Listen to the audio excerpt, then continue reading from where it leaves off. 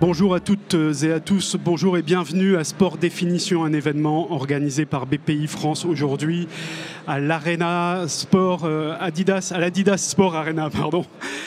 Bienvenue, je suis Yves Villaginès, journaliste au quotidien Les Échos et je reçois aujourd'hui 3 invités pour parler ambition économique et transition écologique dans le sport. Nous allons parler environnement avec 3 invités donc, que je vous présente tout de suite. Bonjour à tous les 3. Bonjour Justine Biraud. Vous êtes directrice de l'Institut du sport durable, copilote d'un rapport Décarbonons le sport, édité par le think tank The Shift Project sur le football et le rugby, dont nous reparlerons largement tout à l'heure. J'ai aussi le plaisir d'accueillir à ma gauche Julien Pierre. Bonjour Julien, vous êtes ancien joueur professionnel de rugby, international aussi. Vous êtes le président fondateur d'une fondation, un écolabel responsable pour les clubs de sport qui s'appelle Fair Play for the Planet. Et enfin, Yvon Prigent. Bonjour Yvon. Vous êtes fondateur d'une marque de vêtements sportifs en polyester recyclé qui s'appelle Siona.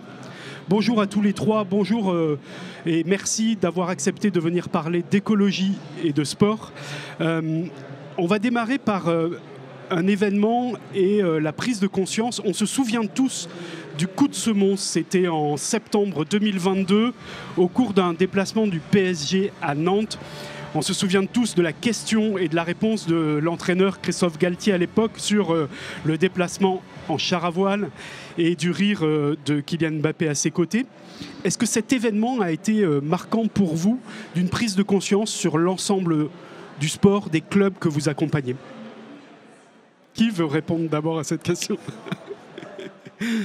Allez, je me lance. Bonjour et merci pour l'invitation. En effet, c'est cette anecdote, cette blague qu'on peut dire d'un jeune homme de 23 ans sur un fait anodin, on pourrait dire anodin, d'un déplacement en avion et à comparer ça pour un char à voile. Le bruit que ça a fait, pour moi, et clairement, a été que ce qui était fait avant ne sera plus accepté demain. Et ça, c'est un basculement véritable. Et oui, en effet, ça a eu un vrai changement. Mais en même temps, ça a un changement oui et non sur les structures avec lesquelles on travaille. Parce qu'en fait, beaucoup de structures avec qui on travaille, souvent ont peur de communiquer sur ces engagements. Ont peur de dire on fait. On fait et on s'engage. Et je vais prendre 2 exemples précis avec des acteurs avec qui nous on travaille avec Fair Play for the Planet. Nous, on s'est lancé fin 2020. Début 21, en janvier 21, on signe avec l'Olympique Lyonnais. L'Olympique Lyonnais, on prévoit une conférence de presse avec M. Aulas à l'époque. Et 2 jours avant la conférence de presse, nous disent on ne veut pas communiquer, on a peur de se faire taper dessus, greenwashing et autres. Et en réalité, on a quand même communiqué. Et les retours étaient extrêmement positifs. Et extrêmement positifs dans le sens quelle vision, quel engagement, et véritablement on met les mains dans le cambouis et on s'engage. Et le deuxième exemple, sur le stade Lavallois, et on reste sur le foot comme ça, il y a peu de temps, nous on travaille aussi avec eux, il y a peu de temps, il y a la semaine dernière, ils ont annoncé sur les réseaux sociaux qu'ils n'allaient pas changer, et je fais le lien avec Yvan sur les maillots, qu'ils n'allaient pas changer de maillot entre la saison 2024-2025 à la saison 2025-2026. Ils n'avaient pas changé de modèle de maillot, pas refaire un nouvel maillot avec leur équipementier, c'est-à-dire qu'ils ont travaillé avec leur équipementier et ils ont annoncé ça sur les réseaux sociaux. Et j'ai regardé tout à l'heure sur LinkedIn, c'est habituellement 200-300 likes qu'ils ont ou quelques commentaires qu'ils ont. Sur ce post-là spécifique, c'est plus de 1500 likes, des commentaires partout et des félicitations justement. Donc il y a une vraie aussi envie que ces structures s'engagent. Même si cet événement, cette blague donc, sur le transport en train, en avion plutôt qu'en train, marque un changement, ça montre aussi le chemin qu'il reste à parcourir. Parce qu'on voit bien dans cette réaction qu'il y a une incompréhension. Est-ce que, Justine, vous, quand vous travaillez avec les clubs, quand vous avez travaillé sur votre rapport, vous avez constaté cet écart entre l'enjeu et les pratiques ? Bonjour à tous. Bonjour à tous. Merci pour cette intervention sur cette thématique de l'environnement. Alors nous, au Shift Project, on a étudié l'impact du foot et du rugby professionnel et amateur, faire un petit bilan sur c'est quoi les émissions de gaz à effet de serre et surtout comment on peut les réduire. Alors quand on parle de déplacement des joueurs professionnels par exemple, dans le bilan carbone du foot professionnel, ça représente on va dire environ 10%. La masse de l'empreinte vient du déplacement des spectateurs qui se rendent au stade pour voir le match. Mais l'empreinte carbone aussi des joueurs qui se déplacent est non négligeable. Et on voit bien que l'utilisation particulièrement d'avions et parfois même de jets privés, ça a un impact qui va être bien plus important que ceux qui se déplacent en train ou en bus. Cependant, nous, quand on a échangé avec la Ligue, avec la Fédé de foot, avec des clubs, on nous dit oui, on veut bien le faire, mais c'est pas si simple. Et ça, on le voit bien que la transition, elle va me prendre du temps, que même coordonner l'horaire des trains à l'horaire du match pour rentrer plutôt à Paris, c'est pas forcément si simple. Et pourtant c'est possible, on a des exemples. Le Betis de Séville a pour principal partenaire la Renfe, la SNCF espagnole. On se souvient que l'équipe de basket américaine s'est déplacée de Paris à Lille en train pendant les Jeux Olympiques, donc c'est quand même possible. Les clubs, mais la question c'était, est-ce que cet événement, cette blague a changé le regard de l'écosystème et des clubs sportifs? Alors moi, mon opinion, c'est non, pas vraiment, parce qu'on voit bien qu'il reste beaucoup de chemin à parcourir, qu'il y a beaucoup il nous reste beaucoup à faire pour accélérer la transition écologique. Ce qui change plutôt les mentalités, c'est les gens au quotidien, dans les fédérations, dans les clubs, dans les ligues, les acteurs qui s'engagent et qui décident d'accompagner les gens. Après, ce genre de sortie médiatique peut être un petit déclencheur sur quelques jours, mais je ne suis pas certaine que dans le long terme, ça permette d'inscrire un changement. Et les positions de sportifs eux-mêmes, l'exemplarité. On pense à Kylian Jornet, par exemple, qui a appelé au boycott de l'UTMB en trial, après l'avoir gagné 4 fois quand même. Donc, est-ce que la parole des sportifs peut changer quelque chose ? Bien entendu, la parole des sportifs est essentielle. On rappelle une étude où 50% des personnes les plus influentes au monde sont des sportifs en activité ou anciens sportifs. Juste rebondir sur le chiffre des 10% de l'empreinte carbone des sportifs sur les événements, le transport des sportifs sur les événements. En effet, on pourrait dire c'est que 10%. Mais quand Kylian Mbappé ou Kylian Jordan prend le train, c'est pas lui seul qui s'engage, c'est l'ensemble de sa communauté qui engage. Quand la Fédération française de rugby, pour la Coupe du monde de rugby en France, impose à ce que l'ensemble des nations voyagent en train une fois sur le continent en France, c'est pas juste le 15 de France ou les Springboks ou les Blacks qui voyagent en train, c'est l'ensemble des followers et des jeunes qui s'engagent avec eux parce que ils sont supporters des Blacks, ils sont supporters du 15 de France, ils sont supporters du 15 de la Rose. Et quelque part, c'est faire briller aussi ces jeunes et montrer que c'est faisable et que c'est réalisable. Même les stars le font. Vous le constatez, ils vont dans les clubs amateurs avec lesquels vous travaillez. Vous travaillez beaucoup avec des clubs amateurs. L'exemplarité des joueurs professionnels a une importance sur les clubs amateurs, sur les jeunes? Oui, elle est vitale. Elle est vitale. Maintenant, pour répondre à la question sur la prise de conscience, je dirais simplement que la prise de conscience, là, elle a été plutôt orientée vers les clubs professionnels. Les clubs amateurs, je prendrai pour exemple que le programme éducatif fédéral dans le domaine du football, il existe depuis 2014. Donc la prise de conscience au niveau des fédérations, elle existe depuis longtemps. Je prendrai la Fédération française de basketball. Ils ont créé le label citoyen en 2019. Le label citoyen comprend le social et l'environnement. En ce qui concerne la Fédération française de rugby, ils ont créé ce qu'on appelle le label club engagé, également en 2020. Donc, ils n'ont pas attendu, je dirais, ce mini problème évoqué dans les médias pour commencer à parler de l'environnement. Revenons justement sur l'empreinte carbone et sur l'impact de l'environnement. On va revenir ensuite peut-être sur les événements sportifs, les grands événements sportifs. Avec vous, Justine, votre rapport détaille bien l'impact à la fois de la pratique amateur et de la pratique professionnelle dans le foot et le rugby.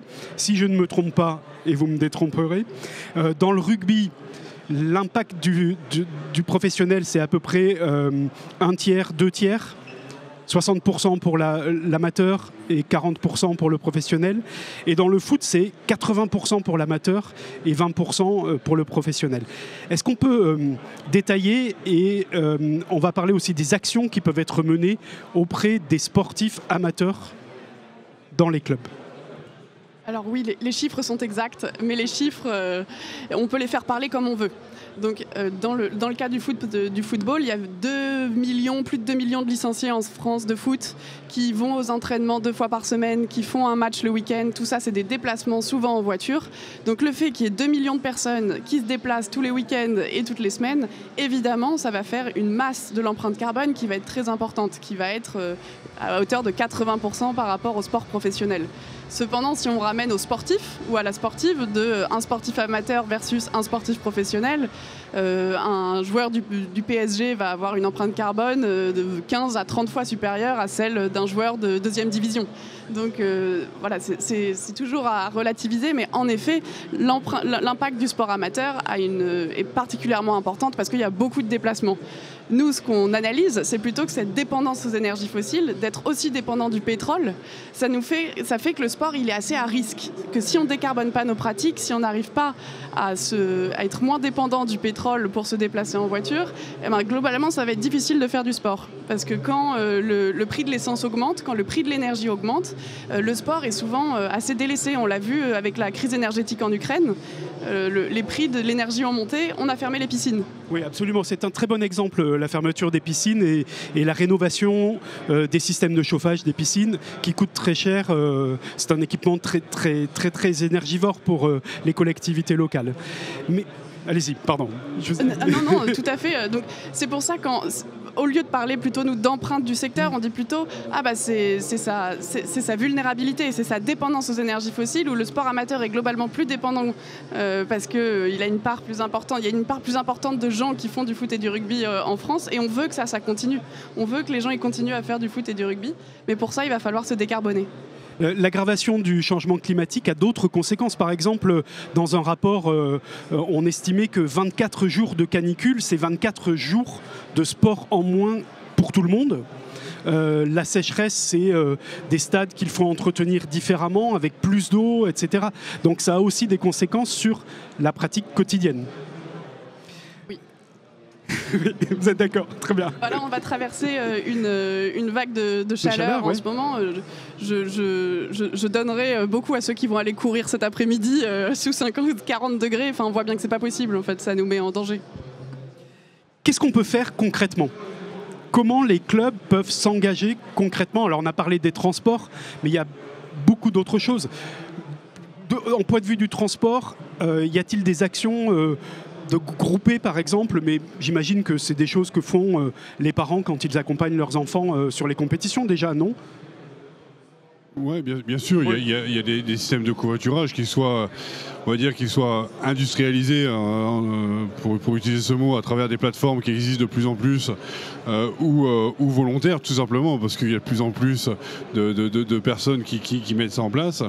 Naturellement, par simplification ou par coût, ou parce qu'il y a un véritable engagement.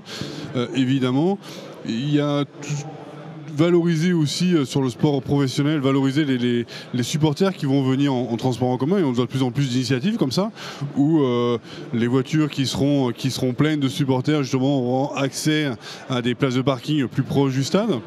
On aura également des réductions en boutique par exemple, donc vraiment inciter les supporters à venir en voiture pleine quelque part.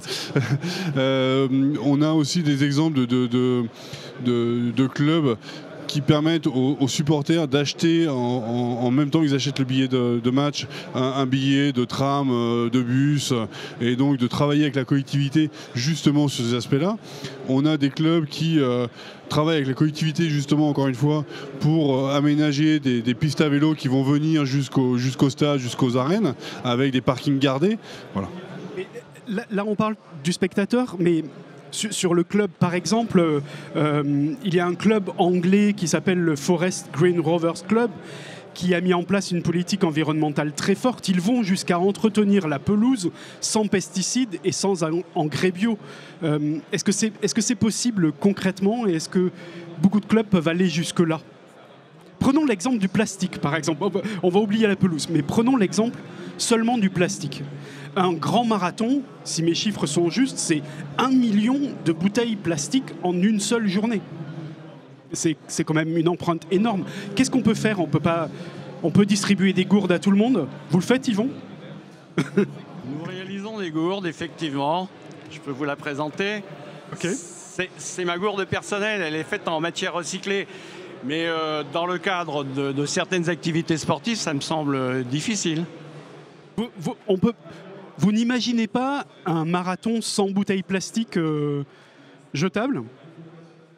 Si, demain, mais on n'a pas encore toutes les solutions. Il y a des solutions qui sont en train d'arriver. On parle de la gourde, mais il y a des solutions qui sont en train de se mettre en place. Vous parliez des Forest Green Rovers. Moi, pour un exemple un peu plus précis, et pas sur le plastique, mais sur les consommations énergétiques, on travaille avec le club de Basketland. Qui s'est engagé dans une démarche de labellisation, qui l'année prochaine va demander à l'ensemble des joueuses professionnelles le suivi des consommations sur leurs habitations que le club paye. C'est le club qui engage le coût des loyers et des consommations énergétiques et tout ce qui est flux. Et il va être mis en place au sein de ces joueuses un challenge pour qu'elles consomment le moins possible. Parce que c'est des joueuses qui viennent de différents continents et différentes cultures. Et justement, et le sport, le challenge marche toujours. Et justement, mettre en place ce challenge, justement, pour dire, mais attention, consommons moins. C'est de la sensibilisation, c'est du jeu, c'est ce qu'on veut, mais ça marche aussi dans ce sens-là. C'est le club de football des Sables d'Olonne qui a distribué des gourdes à ses joueurs et ses joueuses, avec leur nom au début de la saison, pour ne pas se les mélanger. Peut-être sur le volet solutions, en fait il y en a plein, il y a surtout plein de clubs qui aujourd'hui mettent déjà en place des choses. À l'Institut du sport durable, on cartographie les bonnes pratiques des clubs, donc on a près de 1000 clubs qui sont référencés, qui mettent en place des choses, qui font des choses, qui sont investis sur plein de thématiques différentes. Alors si on s'intéresse à la thématique du plastique en particulier, on sait que c'est très visible, que c'est une action qui n'aura pas forcément une réduction sur l'empreinte carbone importante, mais c'est très visible et ça permet d'engager parfois d'autres gens dans la transition. Et ça, alors je prends une autre casquette, avant je travaillais pour Ecotrail Paris, et il y a 15 000 participants, il y a 0 bouteille en plastique. Donc c'est possible. Donc c'est possible. Et d'ailleurs, il y a plein de clubs qui organisent des événements locaux où ils mettent des rampes à eau, où chacun vient avec sa gourde ou son camelback. On voit qu'on va vraiment vers des ravitaillements beaucoup plus autonomes des coureurs. Donc des événements sans plastique, oui, c'est possible, on sait comment faire. Il y a peut-être que le marathon de Paris, parce qu'il y a 50 000 personnes, mais en fait c'est exceptionnel, c'est epsilonaire par rapport à la masse des événements qui sont organisés tous les jours. Et ça, on a plein de solutions. On sait comment il faut faire. Mais là encore, c'est emblématique, c'est exemplaire. Bien Ouais, sûr, c'est ça qui est important. mais cette année, d'ailleurs, il y a eu des tests parce que la mairie de Paris impose au marathon de Paris de devoir passer au zéro plastique. Donc, on voit qu'ils testent des choses, qu'ils essaient, que ASO est obligé d'aller dans cette voie-là, vers la voie du réduction du plastique. Est-ce qu'on a aussi des actions sur les équipements ? Alors, les équipements, on peut parler des équipements en dur, par exemple, rénovation des stades, mise en place d'énergie renouvelable avec panneaux solaires, voire. Est-ce que c'est des choses qui dépendent pas forcément directement des clubs, mais des collectivités locales ? Est-ce que là aussi, vous avez une action, vous, dans vos associations et fondations, par exemple, quand vous accordez le label, c'est quelque chose sans doute que vous devez regarder, non ? Oui, bien sûr. Nous on travaille donc avec tout type d'acteurs et c'est vraiment l'idée, c'est de créer un outil universel pour le monde du sport, que ce soit les clubs amateurs ou professionnels, les événements sportifs qu'on a évoqués, mais aussi tout ce qui est site sportif. Et aujourd'hui, nous on travaille avec des hippodromes, des piscines, des patinoires, arénas, peut-être demain des stades. Et évidemment, tous ces enjeux-là, alors, principalement sur dire piscine, patinoire, ça va être les enjeux de tout ce qui est flux et consommation, eau et électricité. Donc comment on peut réduire et comment mettre en place des bonnes pratiques justement pour réduire ces consommations énergétiques. Sur les hippodromes, vraiment on va plus travailler sur l'eau également, mais aussi sur tous les sujets de biodiversité qui sont importants. Donc on va aussi valoriser l'ensemble de ces actions qui sont menées. Et pour revenir aux exemples de subventions, nous on a des structures, des délégataires de services publics on appelle, qui aujourd'hui rentrent le coût du label dans leurs appels d'offres. Parce que ça devient aussi une demande des collectivités, mais aussi un aspect différenciant par rapport à des concurrents, justement, d'engager la démarche d'éco-responsabilité ou de responsabilité à travers des normes ou des labellisations. Vous le constatez, Yvon, vous qui équipez les clubs de produits en plastique recyclable, vous avez de fortes demandes et vous les sensibilisez aussi à travers votre marque. Vous constatez une demande pour des produits en matière recyclée forte ou pas, Alexis Yona? La demande n'est pas très forte. La demande n'est pas très forte. Pourquoi? Parce que les jeunes préfèrent toujours une marque très connue qui investit énormément en marketing à votre propre marque? Oui, il y a ce côté-là, bien entendu. Oui, bien sûr. Maintenant, la demande vient des responsables des clubs. Vous avez des responsables de clubs qui sont sensibilisés, d'autres qui le sont moins. Donc à partir de là, quand ils sont sensibilisés, quand un travail a été fait, eh bien, on a une demande, effectivement. Mais ça n'est pas comment vous dire ça, quelque chose d'extraordinaire. Aujourd'hui, il y a peut-être 2000 clubs en France qui sont équipés d'articles de sport en matière recyclée. On a parlé des gourdes tout à l'heure, mais les gourdes... Montrez-nous, vous nous avez amené un maillot. Vous m'avez montré tout à l'heure un maillot en me disant ça, c'est une bonne solution. Oui, Siona est une entreprise à mission. Ok. Faut le préciser. La mission concerne l'économie circulaire. Donc, dans l'économie circulaire, on propose au niveau des clubs un certain nombre d'articles, mais également, chose très importante, nous avons pour but de sensibiliser, d'enseigner ce qu'est l'économie circulaire au niveau des clubs. Donc, on fait des ateliers au niveau des jeunes des clubs sportifs. Alors, il y a la gourde que l'on propose au club, il y a des cônes en plastique qui servent à l'entraînement, il y a des ballons en caoutchouc. Un ballon de rugby. Qui va intéresser Julien. Ce ballon de rugby est réalisé à partir de pneus de voiture usagés. On utilise le caoutchouc des pneus de voiture usagés. Bon, c'est un ballon d'entraînement. Et puis, on a un article assez exceptionnel qui utilise les deux côtés du maillot. Je vais poser le micro. Non, je vais le prendre. Vous inquiétez pas, je vais vous montrer. Donc, d'un côté, ce maillot est bleu. De l'autre côté, si vous le retournez, il est rouge. Il est rouge. Donc, en fait, l'obligation des clubs en déplacement d'avoir un deuxième jeu de maillot pour ne pas avoir la même couleur que l'adversaire, c'est une obligation, donc. Donc, à partir de là, vous n'avez qu'un seul maillot, vous n'utilisez qu'un seul tissu, et on évite ainsi de produire deux jeux de maillots, simplement. Et cet argument qui doit être un argument économique quand même pour les clubs, parce que payer un seul maillot plutôt que deux, c'est réaliser des économies, c'est un argument qui porte peut-être plus que celui de l'environnement? C'est un argument qui peut porter, en plus de l'argument écologique. Mais c'est toujours pareil. Dans le rugby, il est très connu cet article. Dans les autres sports, comme le football, le basket, c'est assez connu aussi dans le basket. Le handball, c'est pratiquement pas connu. Donc, on a un travail à effectuer dans ce sens. Julien. Pour vous dire, en effet, il y a toujours un travail de sensibilisation, de pédagogie à faire auprès de tous ces acteurs. Ce qu'on voit aussi, et vous avez commencé à évoquer, c'est que tous les sujets économiques sont aussi des leviers importants. Et évidemment, il y a de plus en plus de subventions qui sont éco-conditionnalisées. Et donc, les acteurs du monde du sport sont obligés quelque part de s'engager. Et nous, on a des marques aujourd'hui qui investissent parce que justement, il y a cet engagement derrière. Il y a cet engagement et qui conditionnalisent aussi leur partenariat sportif. Et ça, c'est un vrai levier, un vrai changement. Vous voulez dire que les sponsors aujourd'hui demandent au club un engagement sur l'environnement? Ça fait partie des conditions éventuelles pour investir? Je vais prendre 2 exemples avec des acteurs avec qui on travaille. Synerglass, qui est un acteur de la glace, qui est partenaire naming de la Ligue Magnus. La Ligue Magnus est la ligue de hockey sur glace professionnelle en France. Synerglass a une démarche RSE, décarbonation au sein de son entreprise, et qui a dit moi je vais continuer à sponsoriser la Ligue Magnus, mais uniquement si les 12 clubs de la Ligue Magnus s'engagent dans une démarche de labellisation. C'est moi, partenaire, qui vais porter cette démarche auprès des clubs. Et donc il y a une cohérence entre l'engagement en interne de la marque et de son partenariat sportif. Et sur un autre exemple et plus conséquent, MGEN, qui est une mutuelle qu'on connaît tous, qui a un engagement notamment sur le sport féminin, parce qu'on a beaucoup parlé du sport féminin, il y a un vrai enjeu de développement du sport féminin,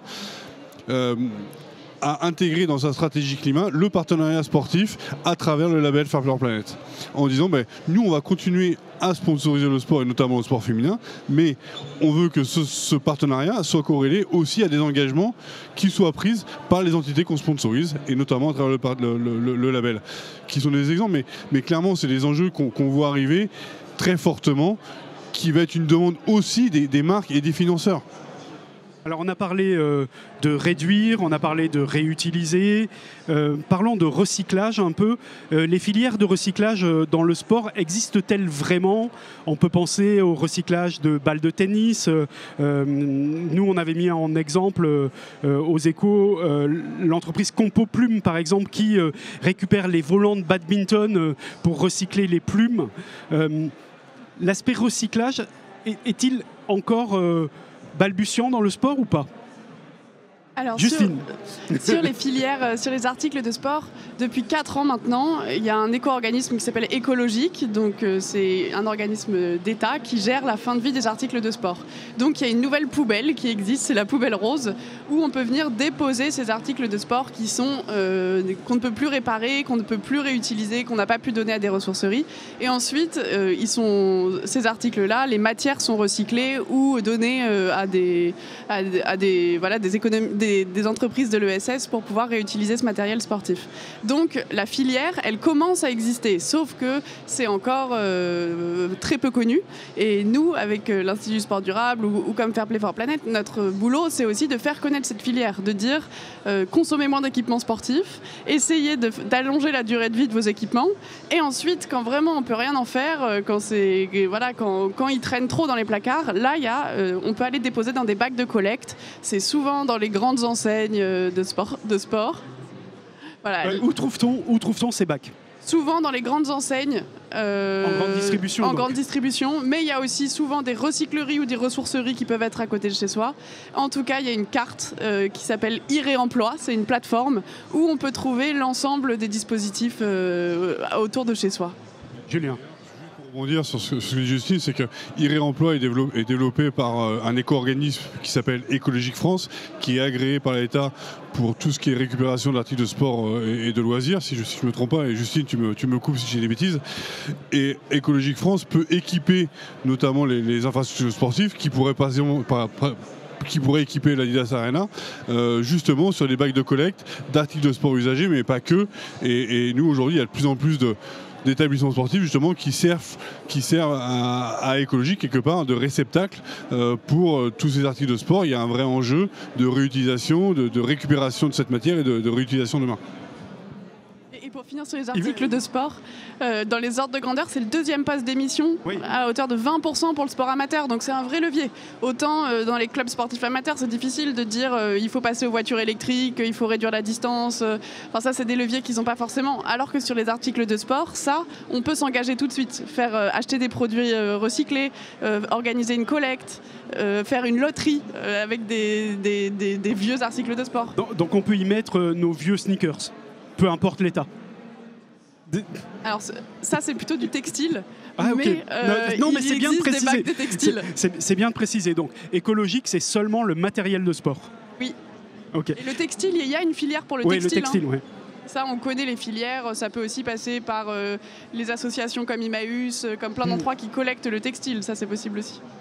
Yvon, vous voyez des filières de récupération, d'économie circulaire se mettre en place dans les clubs Oui, il existe par exemple une association qui s'appelle Football Mission, qui fait de la récupération auprès des clubs et qui ensuite les transmettent généralement en Afrique.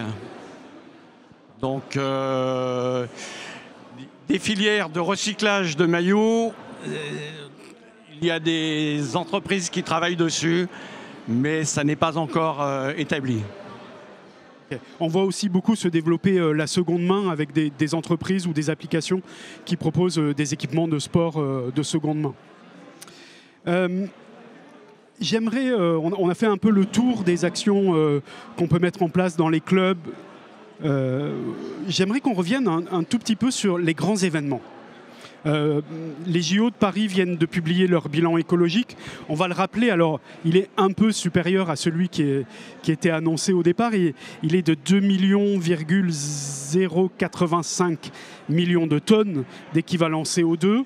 C'est à peu près la moitié de l'empreinte carbone des Jeux Olympiques de Rio. C'est équivalent à ceux de Tokyo, qui, on le rappelle, avaient très très peu de spectateurs étrangers. Sur l'impact carbone des Jeux comme les JO, c'est le transport des spectateurs étrangers qui constitue le poids le plus important de l'empreinte carbone.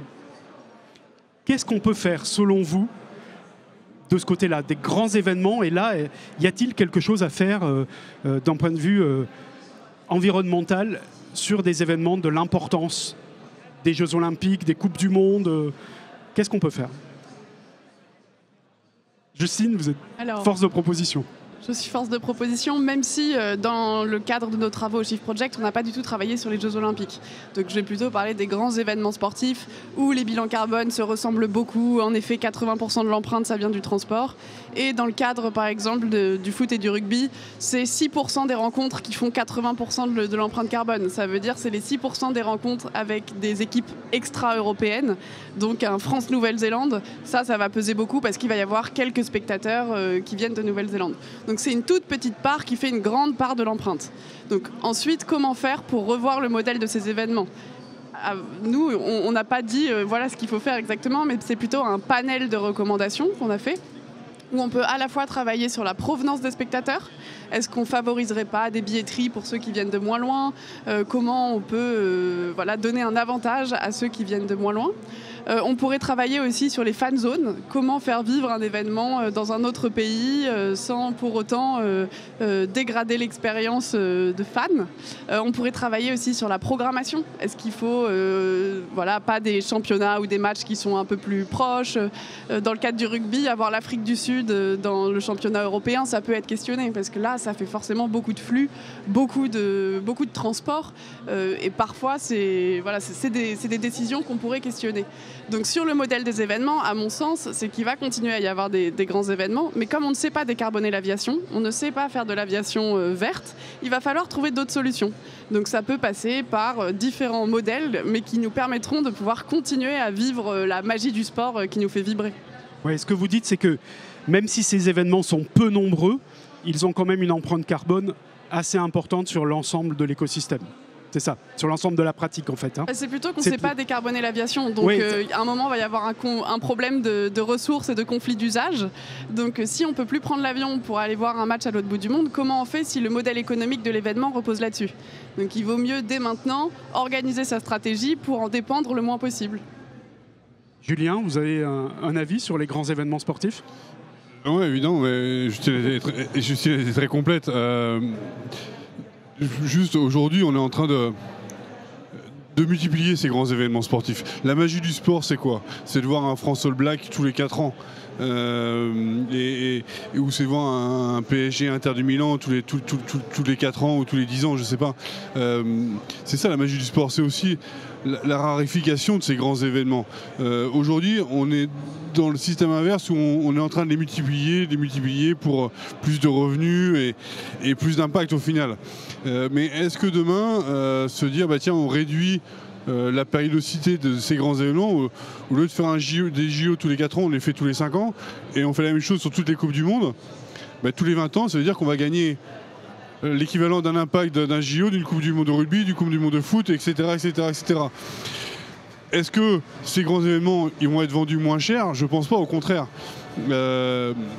Donc on est totalement dans l'inverse aujourd'hui. On est dans l'accélération, on veut multiplier ces Coupes du Monde, on en veut plus tout le temps, sans arrêt, et chacun veut sa compétition. Donc est-ce que demain, c'est pas justement réduire ces grands événements et réduire en nombre, tout simplement, et pour la santé des joueurs, pour l'impact, pour différentes raisons qui seront toutes bénéfiques au final.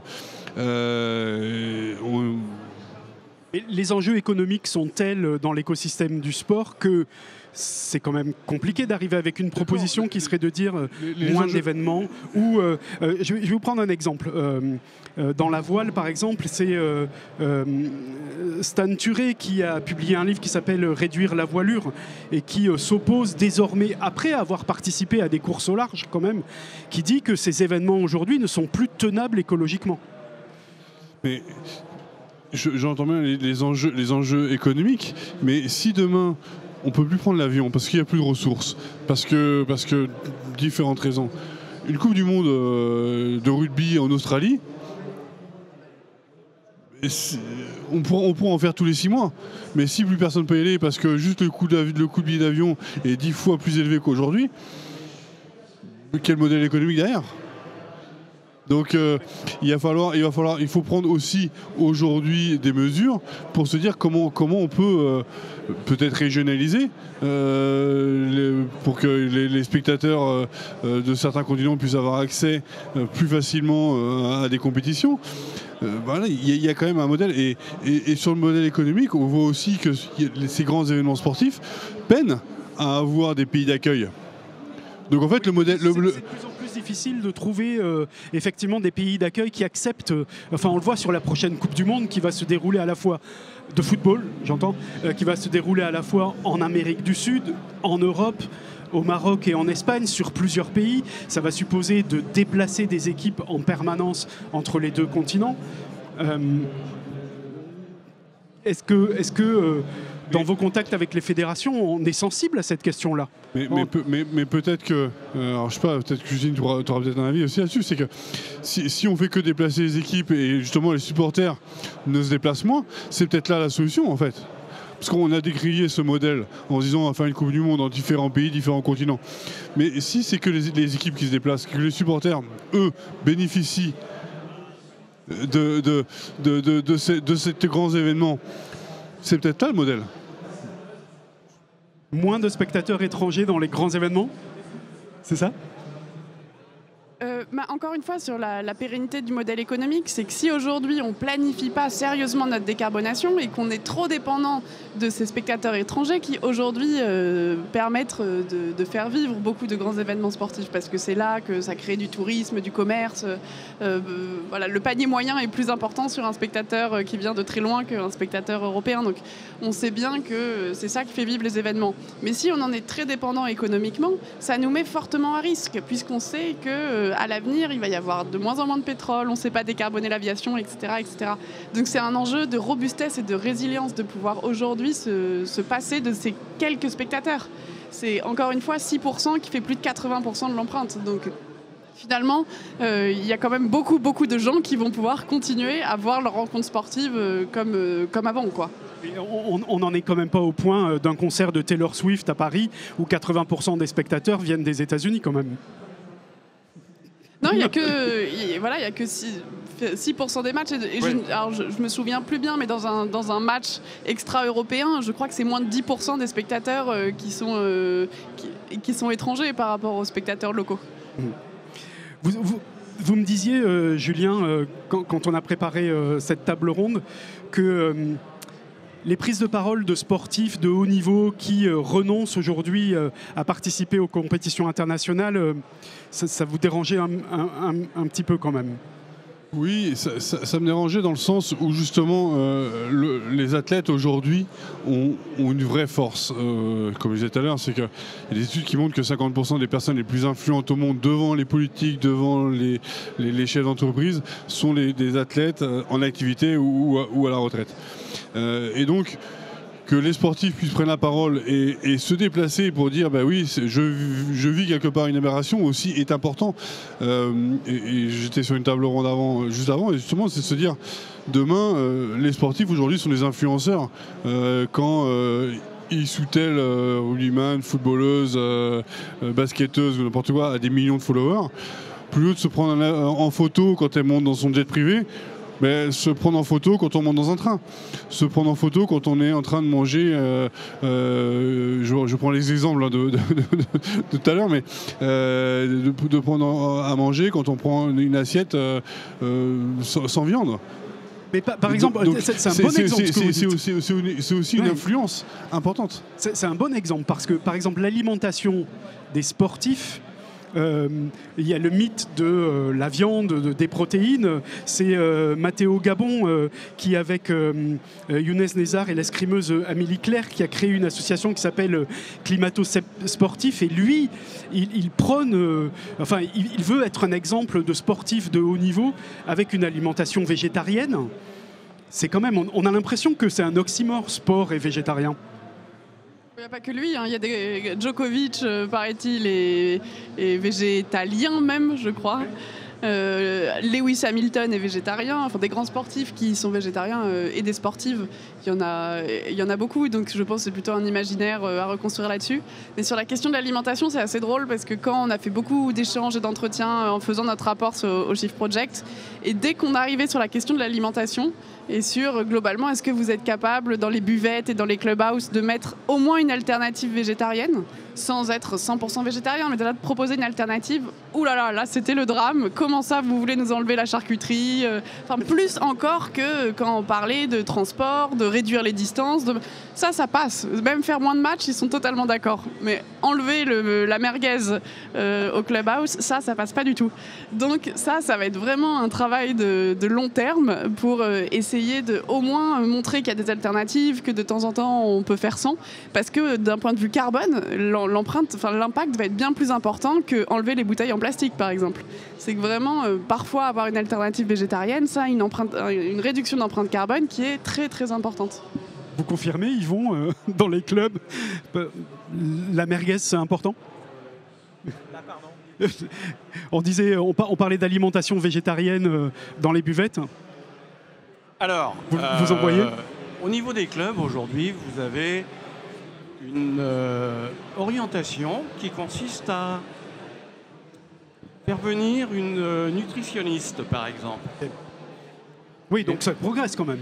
Ça progresse, absolument, ce qui fait que les enfants sont éduqués également à ce genre de choses. Et il n'y a pas seulement le recyclage du plastique, il y a aussi d'autres alternatives au niveau des clubs, comme utiliser les enfants pour planter des arbres. Ça existe dans les clubs. Julien, c'est une question, l'alimentation, c'est une question, comme le disait Justine, c'est un peu un point encore à conquérir. Oui, mais je crois que ça fait pas. Non, mais oui et non, mais c'est aussi une partie d'imaginaire où on se dit que les sportifs mangent forcément 2 kilos de viande tous les jours pour aller sur un terrain de rugby, par exemple, ou autre, mais non, pas forcément. Et oui, mais il y a aussi des leviers. Et l'exemple de la charcuterie ou de la merguez, comme l'évoquait Justine, c'est aussi.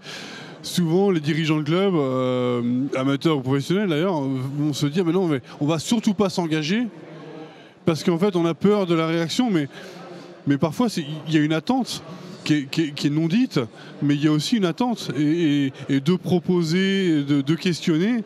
Parfois on est surpris véritablement de ce qui est attendu. Et nous on a vu des exemples de structures avec qui on travaille. Et je prends l'exemple d'un club de foot avec qui on travaille, qui travaillait avec des pitchs, du coca industriel américain, pour pas le citer, avec ces jeunes. On leur a dit il y a peut-être un autre levier. Ils ont travaillé avec un producteur de jus de pomme local qui a travaillé sur une bouteille en verre avec le logo du club, avec une boulangerie du coin. Ces deux partenaires, ils n'ont pas vendu du jus de pomme qu'au club, ils en ont vendu à l'ensemble du club, à l'ensemble des adhérents du club. Et puis la boulangerie certainement. Et puis le jus de pomme est devenu le jus de pomme du club. Et donc peut-être que ce monsieur qui fait le jus de pomme demain, ou cette dame, je sais pas, peut-être que demain va devenir partenaire du club. Et ses enfants viendront licenciés du club. Donc il y a aussi une économie derrière, circulaire, à aller chercher une valorisation. Et au départ, quand on leur a dit il faut enlever ce soda, oh non, surtout pas, non. Mais maintenant, allez enlever le jus de pomme du club aux gamins. Surtout pas, parce que là, ça devient le jus de pomme du club. Et là, c'est différent. On touche l'émotionnel et quelque chose de bien plus important. Alors merci beaucoup pour ce message optimiste en ce jour où on vient d'apprendre que 1,5 degré était largement dépassé et 2 sans doute. Je vous remercie tous les trois. Je rappelle Justine Biraud, que vous êtes directrice de l'Institut du sport durable. Yvon Prigent, fondateur de la marque de sport en matière recyclée Siona. Et Julien Pierre, président fondateur de Fair Play for Planet. Merci à tous les trois pour votre optimisme, votre engagement pour amener plus de respect de l'environnement dans la pratique sportive. Merci. Bonne journée à tous.